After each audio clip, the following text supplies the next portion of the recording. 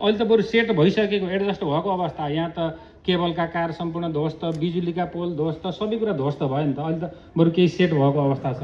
त्यस कारणले गर्दाखेरि अहिले पनि अब जस्तो इन्जिनियर साहबले भन्नुभएको छ 15 दिन। अब 15 दिन मैले अलिक बुझिनँ कि जस्तो लाग्यो। त्यो फेरि कल्पट फेरि त्यो डाइभर्सन बनाउने हो कि पुरानो पुल बनाउने हो कि फेरि डाइभर्सन बनाउने, त्यही चालु होला। अब यो पानी जो नआएर एकदम द्रुत गतिमा काम भयो त 15 दिनमा केही बन्ला, नभए त यहाँ त पानी आउँछ फेरि काम रोकिन्छ होइन कि। त्यो पुरानै पुललाई फेरि त्यो बनाउन खोजेको हो कि होइन, त्यो कुरा चाहिँ प्रष्ट अहिले आउला नै। त्यस कारणले गर्दाखेरि हामीलाई ढुक्क के थियो भन्दा त्यतिखेर यो हाम्रै रूपन्देही जिल्लाकै मन्त्रीज्यू, सम्बन्धित विभागको मन्त्रीज्यू पनि आउनु थियो। अब त केही हुन्छ होला भन्ने कुरा गरियो। अझ उहाँ त अब एकदम पावरफुल मन्त्री पनि हुन्छ, देश बनाउने मन्त्री पनि हो।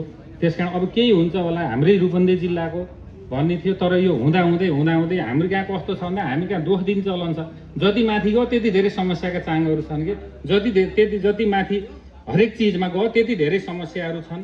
यो कुरा पनि हामीले बुझेरै यो चाहिँ सौहार्दता देखाएर आज एउटा दबावमूलक कार्यक्रम गरेको र भनिन्छ नि आमाले पनि बच्चा नरोइकन दुध खुवाउनु अरे कि भनेपछि अधिकार चाहिँ माग्न पर्ने होइन, दबाब दिन पर्ने अवस्था भएको हुनाले हामीले विभिन्न चरणमा काम गऱ्यौँ। र अबको काममा चाहिँ जुन 15 दिन भन्नुभएको थियो त द्रुत गतिमा बनाउनु पर्यो। र गाडीहरू यहाँको पुलिस प्रशासन, यहाँका अघि नै लक्ष्मणजीले पनि भन्नुभयो स्वयंसेवक खटाउनु पर्यो नि। यहाँका क्लबहरू, यहाँका पार्टीहरूले त्यो तयार हुनुपर्छ कि सम्बन्धित ठाउँमा बसेर हेभी गाडी कताबाट जाने, किनकि यो मापदण्ड अनुसार छ नि त। लुम्बिनी रोडको बाटो कमसेकम केही मापदण्ड दूरीमा घरहरू छन्, त्यहाँ ठुलो समस्या नहोला, फेरि त्यहाँ पनि समस्या आउन सक्छ।